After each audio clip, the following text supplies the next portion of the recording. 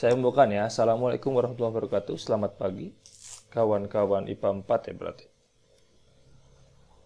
Waalaikumsalam warahmatullahi wabarakatuh. Waalaikumsalam. Sekarang kita mulai yang hitung-hitungan nih. Minggu lalu tuh kan tentang ini ya. Perkenalan ya, gaya-gaya yang normal segala macam. Nah, sekarang saya akan ngebahas tentang hitungan-hitungan yang agak-agak rumit. Nah, biar cepat nanti akan saya adain untuk materi ini, saya adain 2 kuis. Bukan 2 kuis. Jadi nggak ada ulangan, tapi saya ganti jadi 2 kuis. Yang semi-semi ulangan lah. Soalnya kalau digabungin semua ulangannya, kayaknya bakal susah. Jadi saya pakai kuis sistem kuis aja. Kuisnya gampang kok. Kan itu UKBM ada berapa ya UKBM? Ada 3. UKBM itu ada 3. Nanti saya tulis deskripsinya di Classroom. Jadi nilai untuk materi ini adalah nanti kamu harus mengerjakan 3 UKBM itu. Seluruh soal yang ada pertanyaannya. Ditambah nanti ada 2 kuis. Nah, kuisnya tuh paling cuman 2 sampai 3 soal lah untuk setiap subbab. Dan semuanya open book ya. Jadi kayaknya enak-enak aja deh, daripada saya kasih soal kayak semester 1 yang isinya sekian soal terus dijadiin ulangan. Kayaknya terlalu sedikit dapat nilainya. Nah, si soal-soal di UKBM ini fungsinya adalah untuk nambahin nilai kuis yang kecil. Jadi kalau kamu ngerasa nanti kuisnya kan 2 kali. Ngerasa nanti kuisnya rada udah gede dan pede dan cepet gitu. Ya yang di UKBM kagak usah dikumpulin juga nggak apa-apa. Yang penting nanti pada saat penghitungan nilai ada tambahan dari yang UKBM itu. Ya, tapi kalau kamu ngerasa udah gede, udah cukup kayaknya kuis aja, ya nggak apa-apa. Gitu. Saya kasih pilihan. Jadi nggak dipaksakan kamu harus mengerjakan banyak hal. Tapi yang jelas kuisnya mau wajib. Kuisnya wajib. Yang nggak wajib itu yang di UKBM. Tapi kan tetap saya tugasin. Maksudnya nggak ada hukuman buat yang nggak ngerjain. Kalau kuis mah ya itu mah nilai ulangan terbagi jadi 2 kuis ya. Jadi nilai ulangan adalah kuis 1 tambah kuis 2. Jadi nanti nggak ada ulangan bab semua gitu. Oke.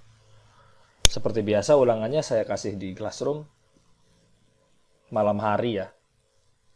Seperti biasa. Surprise gitu. Untuk mengganggu hari libur kalian. Nah, sekarang kita akan bahas beberapa materi. Bukan beberapa materi, 1 materi aja. Kasus sebenarnya. Ini masih di UKBM yang 1 ya. Setelah kita tahu cara gambar gaya, yang pertama kan kita udah tahu apa? Yang udah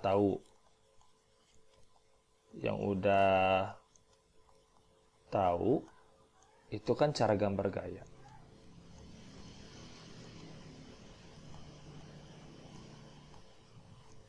Cara gambar garis gaya ya. Yang itu adalah cara gambar garis gaya. Nah, ada beberapa hal lagi yang kamu harus tahu. Selain 3 hukum yang sudah pernah diajarin. Ada 3 hukum tentang gaya. Saya nggak teriak-teriak ya, soalnya rada sakit. Yang pertama itu kan si Newton ngomong. Nah ini hukum gaya ya, itu Newton ya.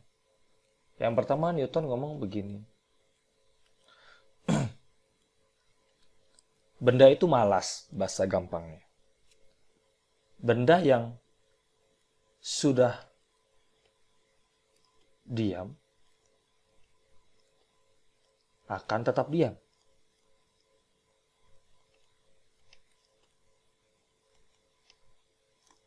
Kalau yang sudah gerak akan tetap gerak.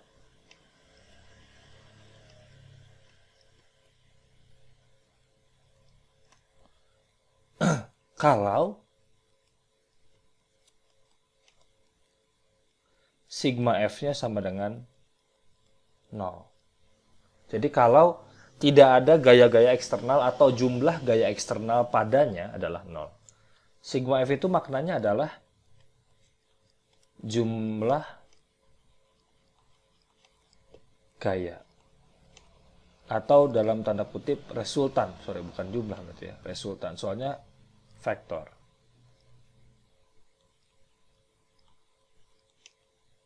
Salah nulis. Resultan gayanya 0.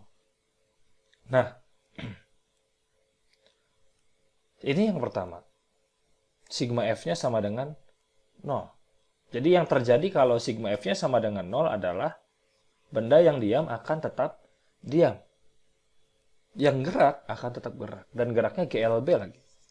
Geraknya ini GLB. Geraknya ini GLB. Nah yang kedua, selain geraknya GLB, hukum gaya yang pertama ini. Hukum yang kedua adalah, gimana kalau ternyata sigma F-nya nggak sama dengan 0? Nah, kalau sigma F-nya nggak sama dengan 0, maka akan muncul perubahan kecepatan. Atau perubahan posisi.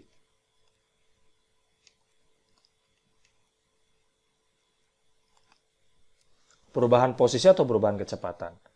Alias, kalau perubahan posisi berarti yang tadinya diam jadi gerak. Jadi gini loh logikanya. Perubahan posisi artinya yang tadinya diam itu jadi gerak. Berarti tadinya kecepatannya 0 jadi ada kecepatan kan? Ya ujung-ujungnya ada perubahan kecepatan juga. Jadi, kalau sigma F sama dengan 0, itu ada perubahan kecepatan atau perubahan posisi. Yang tadinya diam jadi gerak. Ya perubahan posisi itu nunjukin ada perubahan kecepatan juga. Yang tadinya V-nya 0, jadi V-nya enggak 0. Artinya apa? Ada besaran yang muncul pada saat ada gaya, ada resultan gaya, yaitu A. Apa itu A? A adalah percepatan. Udah kita bahas waktu itu. Percepatan adalah perubahan kecepatan. Nah, ada 3 hukum, tapi yang kita pelajari 2 dulu. Nanti yang 3-nya akan dijelasin nanti. Jadi 2 dulu hukum gayanya. Jadi ini adalah ngomongin 2 hukum gaya yang pertama. Hukum 1 dan hukum 2. Berarti kita bisa simpulin kalau hukum 1 sama hukum 2 itu isinya begini. Hukum 1 itu terjadi kalau sigma F sama dengan 0. Hukum 2 itu terjadi kalau sigma F-nya nggak sama dengan 0. Nah, gitu. Akibatnya muncul percepatan. Percepatan itu muncul gimana sih masanya. Ini namanya efek ya. Gimana sih si massa benda. Jadi kalau misalnya ada bola kecil segini didorong dengan gaya, dengan bola yang gede didorong dengan gaya, maka ini akan geraknya kayak segini. Tapi kalau bola yang gede mungkin geraknya cuman kayak, saya salah gambar. Harusnya agak ngebut gitu kelihatannya. Kalau bola yang kecil tuh dia jadi ngebut gitu. Kalau bola yang gede tuh kayak yang masih cuman segitu. Jadi kalau bola yang kecil, alias masanya kecil, ini 1, 2, di mana massa 2 itu lebih besar daripada massa 1. Itu kalau didorong, itu jadi lebih cepat, lebih ngebut. Alias perubahan kecepatannya lebih besar. Gitu ya, logikanya ya. Coba aja kalau kamu dorong sesuatu yang kecil kayak kelereng gitu, jangan jauh-jauh. Kayak sepeda kamu dorong biasa, dengan gaya yang sama, dia akan agak sedikit jauh. Tapi kalau kamu dorong mobil dengan gaya yang sama, mungkin mobilnya malah nggak bergerak. Jadi, di sini A-nya berbeda. A1 ini ada A2. Nah, di sini A1-nya lebih besar daripada A2. Jadi, kalau masanya kecil, maka efeknya gede. Itu konsep sebenarnya. Ini sensing aja. Dunia kita bekerja kayak gitu. Kalau masanya kecil, ya efeknya gede. Makanya, A itu sangat bergantung kepada, tentu saja selain adanya gaya, dia juga berbanding terbalik dengan masanya. Jadi massa itu makin kecil masanya, maka A-nya makin besar untuk gaya yang sama. Jadi rumusan awalnya itu pertamanya ini. Rumusan awalnya tuh. A sama dengan, ini bukan F doang ya. Itu sigma F. Nah, sigma F dibagi M. Itu logika dan apa yang kita amati sehari-hari. Sampai sini ada pertanyaan? Kalau malu bertanya, silakan chat aja di DM. Oke, tidak ada ya. Serius dong, kalau mau nanya, chat aja di DM, tapi jangan di everyone. Barangkali kamu malu untuk bertanya, tanya aja via DM yang untuk saya aja. Langsung aja potong kalau misalnya ada yang nggak ngerti. Betul, ya gitu. Kira-kira seperti itu. Jadi, benar nggak? Kamu jawab betul. Tapi via DM. Nah, nanti ini kita masuk ke matematikanya. Secara matematis, ini bisa berubah bentuknya menjadi sigma F sama dengan M kali A. Jadi justru konsep awalnya tuh bukan sigma F sama dengan M kali A, tapi konsep awalnya adalah A sama dengan sigma F dibagi M. Pak, kan sama aja. Oh, nggak beda. Secara matematika mungkin sama. Tapi secara fisis atau secara fisika yang kelihatan sehari-hari itu berbeda. Gitu. 32 orang. Banyak juga. Jadi secara fisis berbeda. Kenapa saya katakan berbeda? Karena di sini logika berpikirnya jadi berbeda. Coba kita ikut logika berpikir yang rumus yang awal, rumus yang kedua ya, sigma F sama dengan MA. Artinya ini kalau misalnya sigma F sama dengan MA, berarti F itu sebanding dengan M. Atau F itu sebanding dengan A. Begitu pula sebaliknya. Artinya apa? Kalau F-nya makin gede, emang massanya jadi makin gede? Kan enggak. Kalau kamu dorong sesuatu yang kecil, massanya tetap segitu. Tapi kalau kamu dorong sesuatu yang kecil itu dengan gaya yang besar, dengan F yang besar, emang si kecil itu massanya bakal nambah? Kan enggak. Nah, itu berlawanan dengan logika keseharian kita, nalar kita. Kalau F sebanding dengan A memang betul. Ini sejalan. Jadi kalau kita dorong dengan gaya yang besar, ya jelas percepatannya juga makin besar. Tapi enggak untuk F sebanding dengan M. Kalau kita dorong sesuatu, ya massa benda itu kan tetap segitu. Gitu.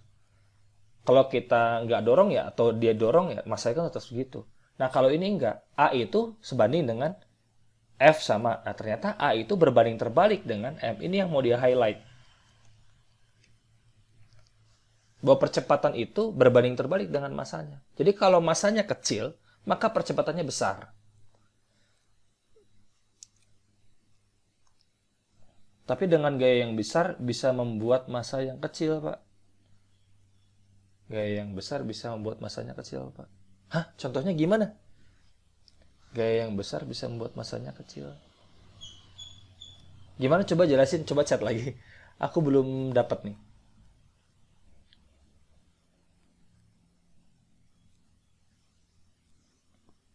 Dengan massa yang besar, dengan gaya yang besar. Emang kalau kita dorong sesuatu massanya kecil? Oh, enggak dong. Kayak ngancurin gitu, Pak. Oh, enggak. Oh, ngerti saya maksudnya. Kalau kamu dorong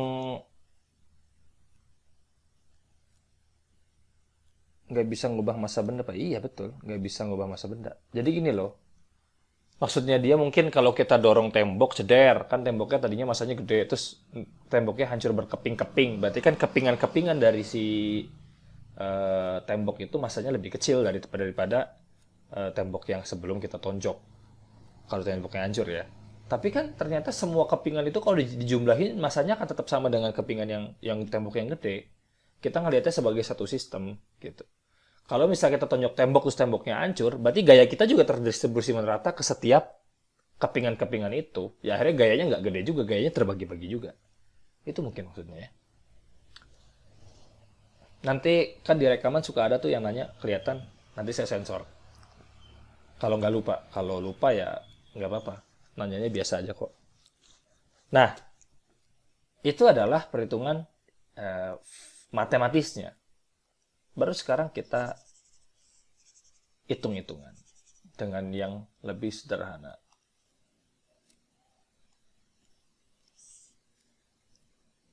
Tak kecilin dulu.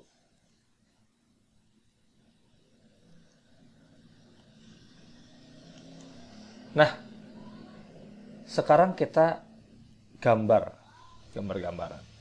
Sekalian saya ngecek. Ayo jawab dong. Kalau saya tanya ya. Ini ada benda masanya 2 kg. Ini ada F 10 Newton. Di sini ada F 5 Newton. Cara bacanya gimana? Ayo jawab. Ini mah harus dijawab ya. Cara bacanya gimana?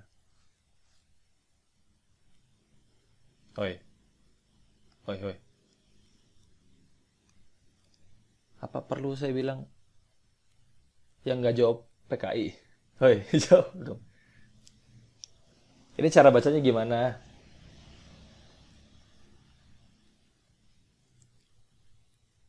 Wah, ngadi-ngadi nih, woi, ditanya. Berapa orang nih? 32 orang. Lah, masa kagak ada yang mau jawab? Set, set, set, set. Ini banyak loh.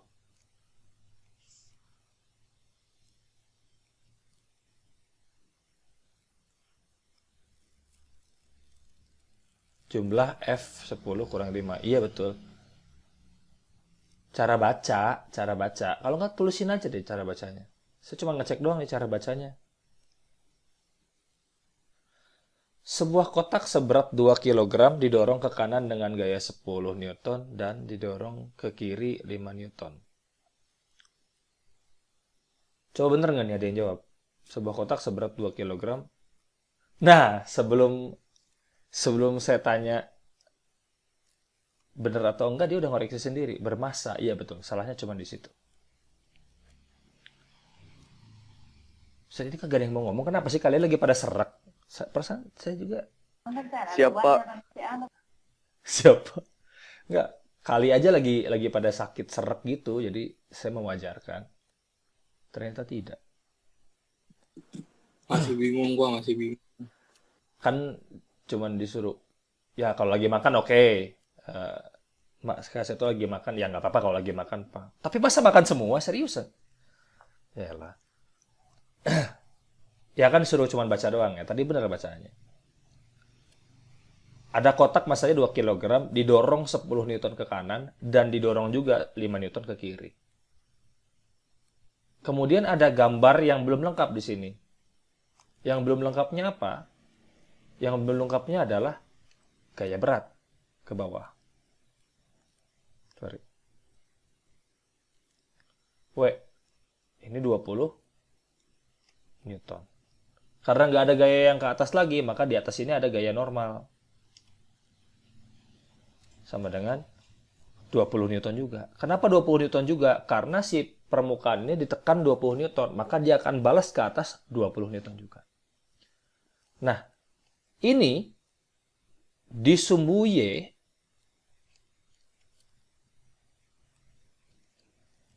bu yang vertikal, dia diem. Artinya dia nggak gerak ke atas, nggak gerak ke bawah. Gitu.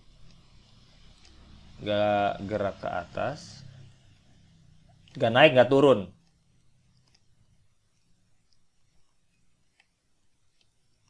Kenapa nggak naik, nggak turun? Karena sigma F-nya 0. Perhatikan nih, 20 sama 20. Karena sigma F 0. Ini dalam kasus yang vertikal ya. Yang vertikal nih, atas bawah. Sigma F Y-nya. Atas bawahnya nggak naik, nggak turun. Nah, kalau dalam sumbu yang horizontal,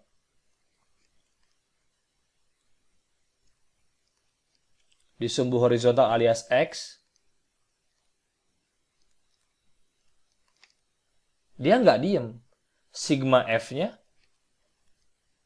itu nggak sama dengan 0. Maka akan timbul pergerakan atau percepatan. Berapa percepatannya? A aja cari. A sama dengan sigma F dibagi M. Atau kau bisa boleh nulis F sama dengan M kali A. Tapi kalau saya gini aja nulisnya. Yang dorong 10. Yang dorong sebaliknya 5. Berarti resultannya berapa? 10 kurangin 5. Berarti 10 minus 5. Dibagi masanya berapa? 2. Sehingga percepatannya adalah 2,5 meter per sekon kuadrat. Ke kanan. Karena dia resultannya ke kanan. Gitu aja sebenarnya. Ini kasus yang pertama. Kemudian kasus yang kedua. Saya kecilin dulu ini.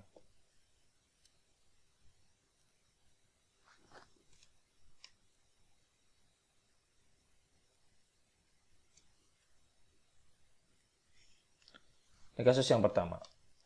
Kasus yang kedua, kasus yang mulai rada kompleks. Gimana kompleks? Begini. Katrol.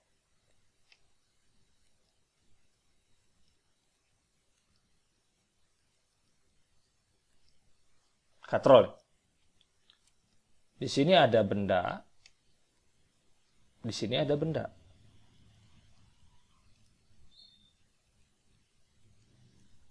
Ini adalah benda A. Ini adalah benda B.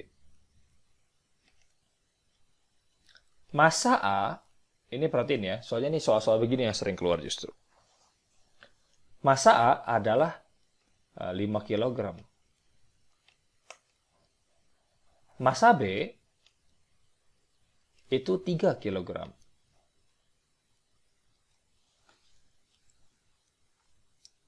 Massa A adalah 5 kg, massa B adalah 3 kg. Nah, sekarang kamu harus gambar gaya-gaya yang ada di sini dulu. Apa aja berarti? Di sini ada WB, alias berat si B. Pasti ke bumi kan? Berapa nih? 30. Jangan tanya kenapa 30. Boleh sih, boleh tanya. Saya jawab aja deh. 30 itu dari 3 dikalikan 10. Kenapa dikalikan 10? Gravitasinya 10. WA itu 50. Ini harus otomatis digambar ya, biar jelas. Kemudian ada apa lagi? Di sini ada tegangan tali. Tegangan tali yang B. Di sini ada tegangan tali yang A. Tapi cara mengerjakannya simpel sebenarnya. Kamu harus bayangin dulu, ini bakal gerak kemana? Kalau saya sih mikirnya dia bakal gerak ke sini. Gitu kan? Nah, gerakannya kayak gitu. Kenapa? Soalnya 50 lebih berat, 50 Newton ketimbang yang 30. Sehingga percepatannya ini arahnya ke sana. Ke atas buat si B, ke bawah buat si A. Muter ya. Makanya kamu tinggal ngerjainnya gampang kalau nyari A-nya. A-nya akan sama dengan, rumusnya sama, sigma F dibagi M.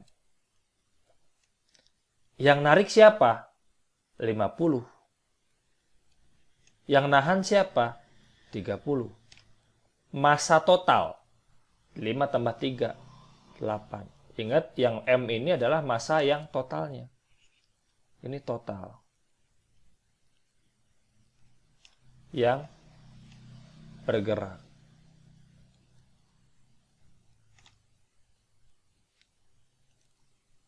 Maka ini jadi berapa? 20 dibagi 8. Alias 2,5 juga meter per second kuadrat. Jadi A-nya itu akan sebesar 2,5. Nah, sekarang cara ngitung tegangan tali. Ditanya nih, itu TA sama TB berapa?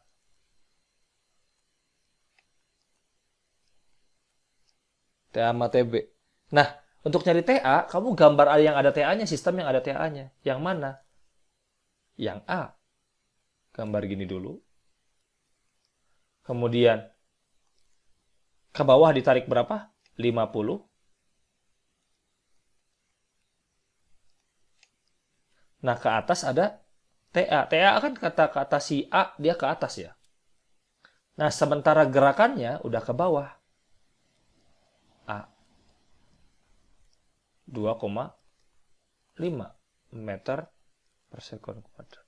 Jadi kamu lihat dulu tinjau yang A. Kalau nyari TA berarti tinjau yang ada TA-nya. Nah, di sini ketahuan. Ya udah. Sigma F punya A sama dengan M punya A dikalikan percepatan punya A. Sigma F yang A, yang narik siapa? Yang narik kan 50. Karena dia geraknya ke bawah, karena berarti 50 yang naik dong, logikanya. Dikurangi TA, yang nahan. Massa si A berapa? 5. Dikalikan percepatannya berapa? 2,5. 2,5. Jadi berapa TA-nya? TA-nya adalah, ini berapa ya? 50 dikurangi 12,5. Sama dengan TA. Alias TA-nya adalah 50 kurang 12,5, 37,5. 37,5 Newton. Nah, ini TA. Kalau TB gimana? Nah, kalau TB gambarnya ada TB-nya. Berarti yang ini. Yang kotak. Ke bawah ada WB. Sama dengan 30. Ke atas ada TA. Ada TB ya, sorry. Ada TB. Nah, gerakannya kalau si B geraknya ke atas. A-nya. Ya sama-sama 2,5. Ya udah, kalau sigma FB, berarti kamu tinggal tulis. Ini tabel saya pindahin dulu ya. Mojok tadi.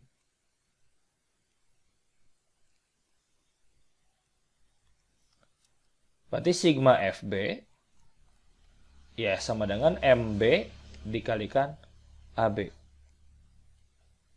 Sehingga yang narik siapa?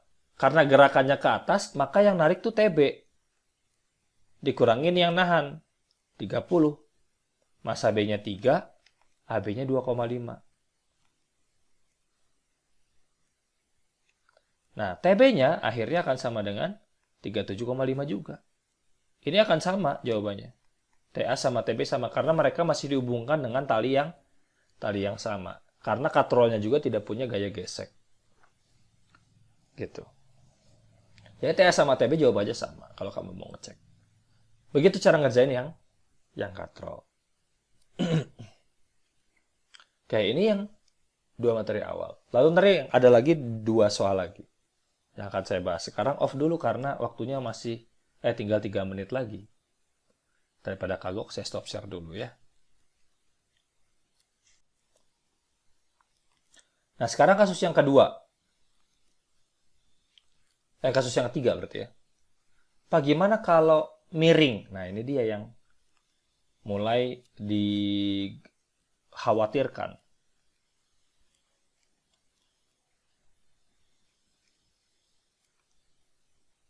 Sebentar Pak, ambil minum. Silakan. Gimana kalau miring? Kalau miring sudutnya ya, biasanya sudutnya di sini nih. Set. Misalnya ini 37 derajat. Ntar saya kasih tahu deh kalau mau malas ngapalin.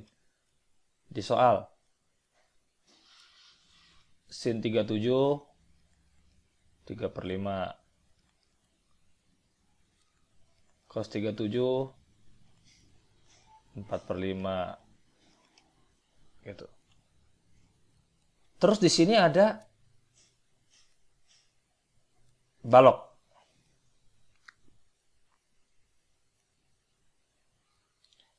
Massa balok itu, anggaplah ini balok itu balok A.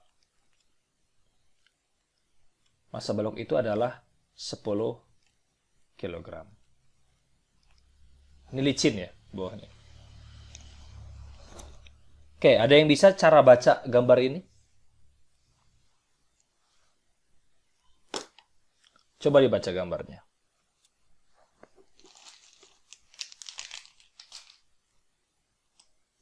Sebuah kotak bermassa 10 kg. Terus? Iya, itu udah bener. Terus, itu udah bener tuh. Sebuah kotak bermassa 10 kg. Menyerah lanjutannya. Sebuah kotak bermassa 10 kg.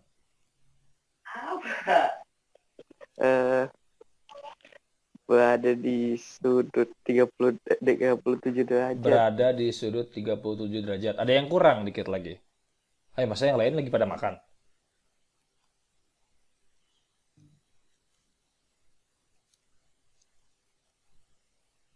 Itu udah bener, tinggal dikit lagi dibenerin. Dikit lagi.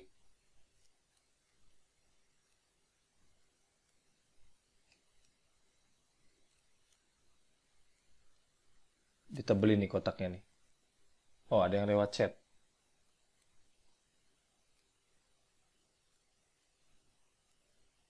Sebuah benda kotak bermassa 10 kg berada di permukaan miring yang licin bersudut 37 derajat.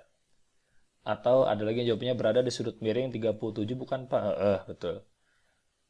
Ini udah bener nih, sebuah kotak bermassa 10 kg berada di permukaan miring yang licin bersudut 37 derajat. Ada yang kurang dikit, berada di atas permukaan licin.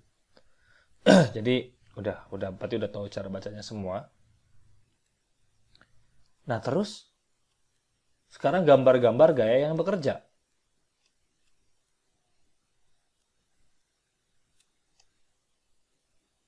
Di sini ada apa? WA.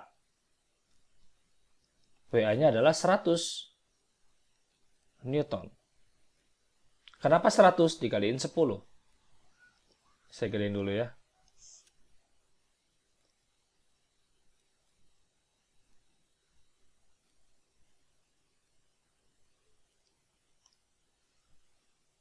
Newton. Kemudian kita juga harus gambar gaya-gaya yang lain. Bahwa yang 100 Newton ini nggak bisa kayak gini. Karena dia gerakannya mau ke bawah, berarti ada gini. Adalah WA dikalikan sin 37. Lalu yang kesininya adalah WA dikalikan cos 37. Jadi nanti WA-nya nggak kepake lagi. Yang kepake adalah WA sin dan WA cos. Antara WA sin dan cos harus 90 derajat. Begitu. Jadi harus dibuat sumbunya itu menjadi seperti bidang miring itu. Kemudian ada apa? Ada gaya normal ke atas. Di mana gaya normalnya itu akan sama dengan WA cos-nya. Sekarang hitung. WA sin 37 berapa? WA-nya 100. Sin 37-nya 3/5. Jadi berapa WA sin 37-nya? 60 Newton. Sementara WA cos sama dengan 100 dikalikan 4/5. Sehingga jadinya 80 Newton. Maka gaya normal ya 80 Newton.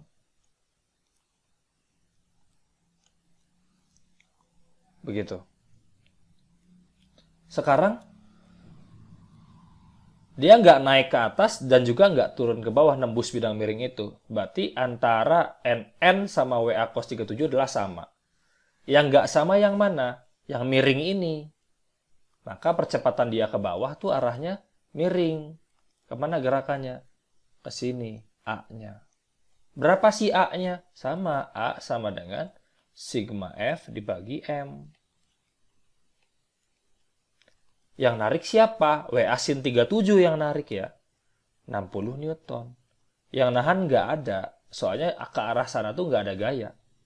Yang ke arah berlawanannya. Dibagi masanya berapa? Masanya adalah 10. Sehingga percepatannya adalah 6 meter per sekon kuadrat. Arahnya miring gitu. Nah itu cara ngerjain soal yang bidang miring. Ini WA sin 37 ya, kalau sudutnya yang bawah. Sudutnya di bawah. Oke. Itu adalah soal yang bidang miring.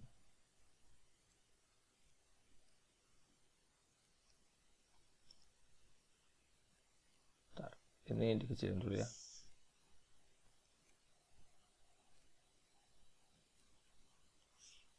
Nah, kemudian soal yang kedua, ini mulai ada bidang miring yang berkatrol.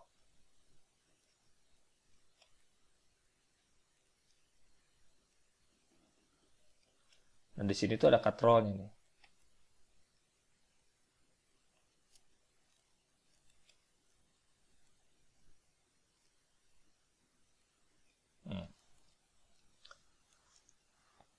Ini misalnya masa ini A, ini B. Misalnya massa si A adalah 5 kg. Massa si B adalah 10 kg. Sudutnya masih sama deh 37. Berarti ini ada gaya apa aja? Ke bawah ada WB. Nilainya adalah 100 Newton. Ke sini ada WA. Nilainya adalah 50 Newton. Kemudian miring. Sini ada WA sin 37. Berarti 50 dikalikan sin 37 30. Ke sini ada WA cos. Nilainya adalah 50 dikalikan 4/5, 40 Newton. Ke atas sana ada gaya normal. Gaya normalnya sama kayak yang ke bawahnya, 40 Newton juga. Kemudian di sini ada tegangan tali B, ke sana ada tegangan tali A. Nah, beres. Ini tuh hal wajib yang kamu harus kerjain. Kemudian percepatannya kemana? Oh, percepatannya ke sini. Tuh. Karena yang WB lebih berat. A-nya. Nyarinya gimana? Ya sama rumusnya. A sama dengan sigma F dibagi M. Yang narik siapa? Yang narik 100. Ya. Yang narik 100. Yang nahan siapa? Yang nahan 30. Ingat yang nahan bukan yang 50 ya. Yang nahan tuh yang 30. Karena yang 30 itu yang berlawanan dengan arah geraknya. Berarti yang nahan 30. Oke, saya jelasin lagi ya. Yang nahan itu artinya berlawanan arah gerak.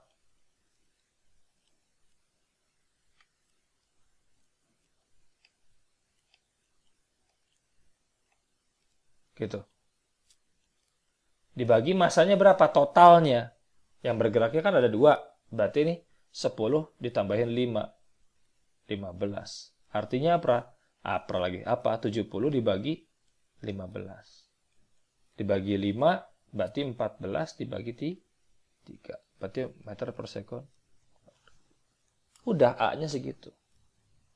Kalau nyari T gimana? Nyari T gampang. Kamu tinggal cari dulu mau cari T apa.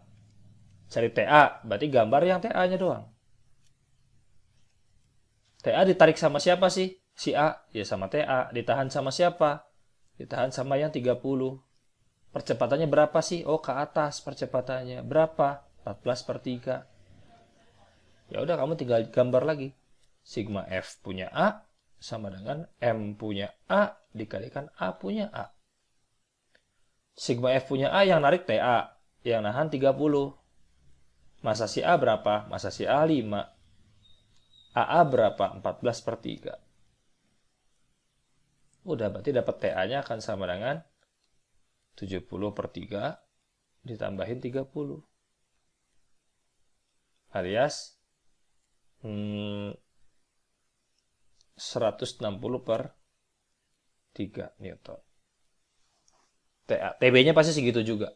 Tapi kalau pengen nyari TB, gambar aja TB-nya. Gambar aja B-nya. Lalu ke atasnya TB, ke bawahnya 100. Yang narik yang 100 tapi, soalnya gerakannya ke bawah. Itu kasus yang kedua. Udah nih, soalnya bakal sekitaran situ doang. Nah, yang bikin rumit lagi sekarang yang ke hukum Newton yang ketiga. Hukum Newton yang ketiga, ini rumit karena bikin bingung.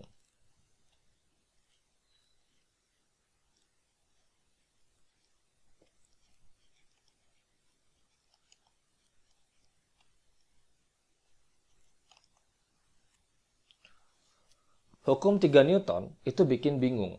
Karena apa? Dia berkata bahwa F aksi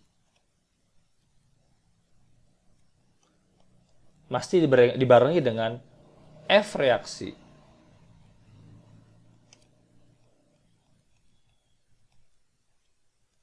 Dengan gaya yang sama, tapi arahnya berlawanan. Begitu dia bilang. Nah, gampangnya begini. Saya udah minggu lalu ngomong kalau kita menulis gaya itu pada siapa, pada titik-titik, oleh siapa. Titik-titik.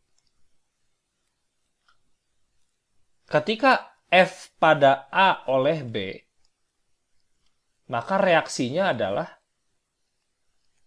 F pada B oleh A.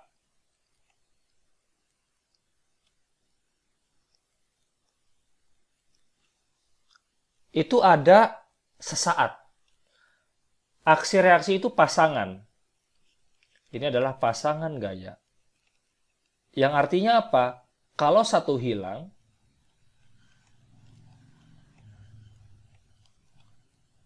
yang lain juga.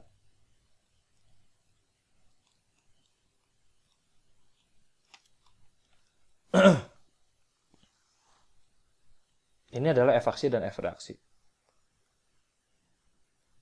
F aksi dan F reaksi itu adanya secara bersamaan, jadi bukan dalam waktu yang berbeda. Seperti yang saya kasih contoh, kalau kamu nunjuk tembok, maka sesaat itu juga tembok itu tunjuk kamu, makanya tangan kamu sakit. Bukan berarti tembok tiba-tiba ngeluarin tangan terus tunjuk kamu, enggak. Jadi saat yang sama, tembok tuh sebenarnya ngasih gaya juga ke kamu. Kamu ngasih gaya ke tembok, ada F pada tembok oleh kamu. Maka di saat yang bersamaan, ada F pada kamu oleh tembok. Itu F aksi dan F reaksi. Apakah gaya berat sama gaya normal aksi reaksi? Nah, ini dia pertanyaannya biasanya konsepnya. Di sini ada gaya berat. Ke atas ada gaya normal. Kan mereka saling menghabisi, Pak. Iya, aksi reaksi itu saling menghabisi. Misalnya ke bawah ada W. Tapi ke atas ada normal. Apakah mereka aksi reaksi? Ingat, aksi reaksi itu kan pasangan. Kalau yang satu hilang, yang lain juga. Kalau kamu angkat bendanya seperti minggu lalu saya kasih contoh, angkat bendanya, angkat HP di atas tangan kamu sampai suatu saat gaya normalnya hilang. Nah, kalau gaya normalnya hilang, apakah gaya beratnya hilang? Pan enggak, gaya berat mah selalu ada. Gara-gara gaya berat itu maknanya apa? Gaya berat itu adalah F pada benda oleh bumi. Maka reaksi dari gaya berat adalah W aksen, yaitu F pada bumi oleh benda. Pak, emang ada F pada bumi oleh benda? Ada. Nanti kalau kamu belajar gravitasi, pada saat bumi menarik kita, di saat yang sama kita pun menarik bumi. Pak, tapi kan bumi nggak ngefek. Ya itu tadi. Karena apa? Efeknya bergantung sama masanya. Bumi ketarik sama kita sih, sama gravitasi kita. Kita kan punya gravitasi juga, nanti kamu belajar. Bumi itu ketarik sama gravitasi kita dengan gaya yang sama dengan bumi narik kita. Tapi bumi itu nggak kerasa buat dia karena masanya gede banget sehingga diem aja dia. Pak, tapi kan banyak orang yang narik bumi, banyak benda narik bumi. Masa seluruh benda di dunia itu tidak sebanding dengan masa satu bumi itu. Makanya bumi masih tetap diam. Nah, sementara gaya normal itu apa? Gaya normal kan saya udah jelasin bahwa gaya dendam ya. Normal adalah F pada benda oleh permukaan yang ditekan.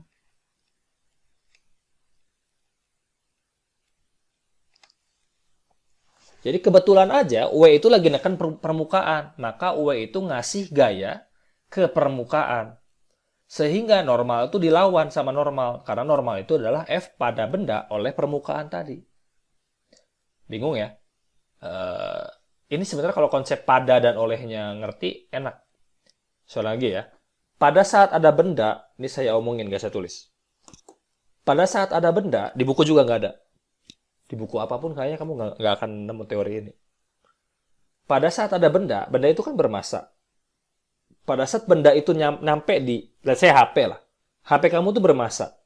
Pas nyampe ke permukaan, maka permukaan itu ditekan siapa? Ditekan benda. Maka di situ ada gaya. Gaya pada telapak tangan oleh si benda. Benda itu sendiri yang memberikan gaya pada telapak tangan. Sehingga telapak tangan kamu ngebales dengan gaya normal namanya. Yaitu F pada HP oleh tangan, oleh telapak tangan. Pada saat telapak tangan kamu hilang tiba-tiba, yang membuat dia jatuh itu gaya berat. Dan kebetulan gaya berat tadi sama dengan gaya yang nekan permukaan tadi. Begitu. Gaya berat itu apa? Gaya berat adalah gaya pada HP oleh bumi. W sama N itu tidak aksi reaksi karena tidak pasangan. Ketika normal hilang, W-nya tetap ada. Padahal kalau pasangan, ya sehidup semati lah poinnya. Normalnya ada, maka W ada. Ketika normal hilang, W hilang. Tapi ternyata enggak, W-nya enggak hilang. Maka normal dan W bukan aksi reaksi. Nanti di soal ngaruhnya kemana, Pak? Begini kalau contoh soal yang ada aksi reaksinya. Saya hapus dulu ini. Soalnya biasanya gini.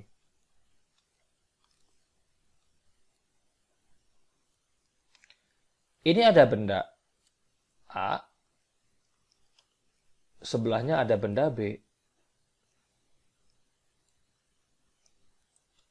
Terus kamu dorong benda A dengan gaya 20 Newton. Ya.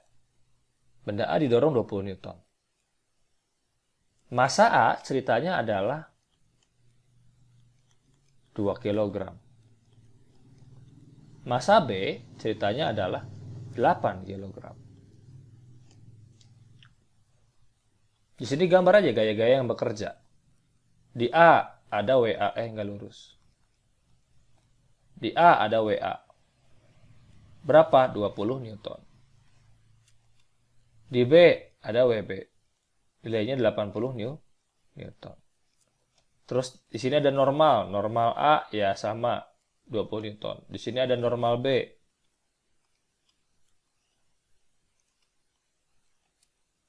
Sama 80 Newton itu. Tapi, saya nggak peduli dengan G normal dengan W, karena mereka 0, menghabisi atas dan bawah. Jadi nggak naik ke atas, nggak naik ke bawah, nggak turun ke bawah si benda itu.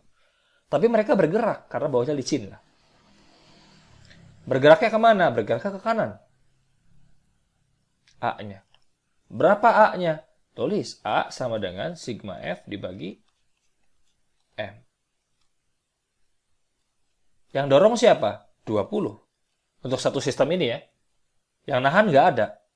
Dibagi, massa totalnya berapa? 10. Berarti A-nya adalah 2 meter per sekon kuadrat. Ini A-nya, percepatannya. Percepatan siapa? Percepatan A dan percepatan B. Dua-duanya sama 2. Pertanyaannya adalah bukan yang itu. Berapa gaya kontak antara A dan B? Gaya kontak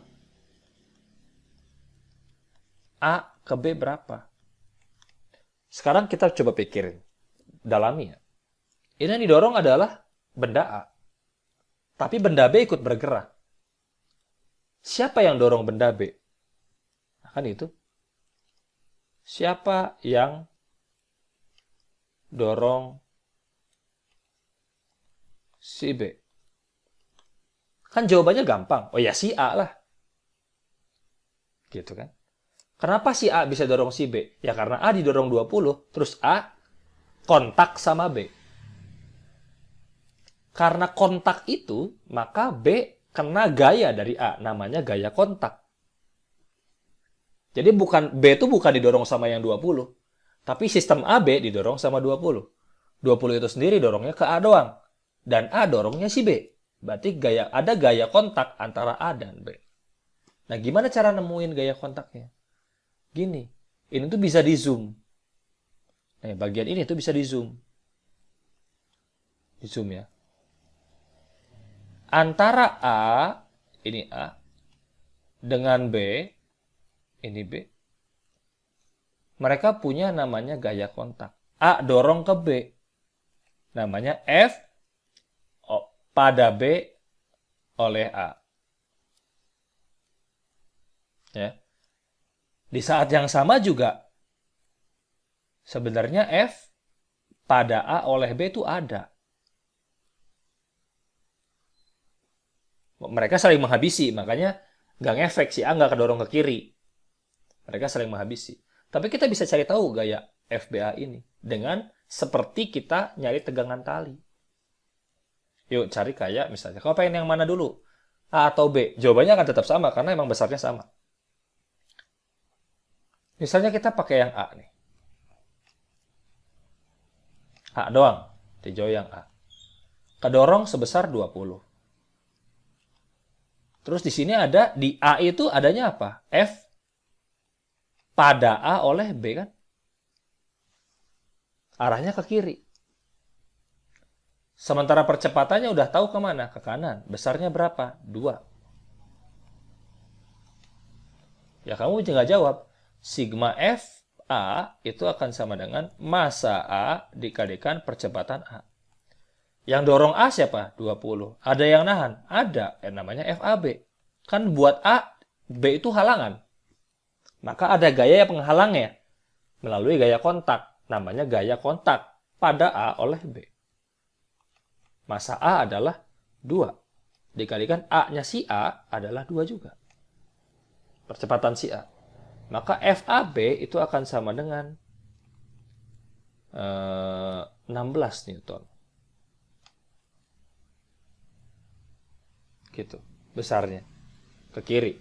Kalau kamu nyari B juga sama. B didorong sama siapa? B cuma didorong sama FBA doang.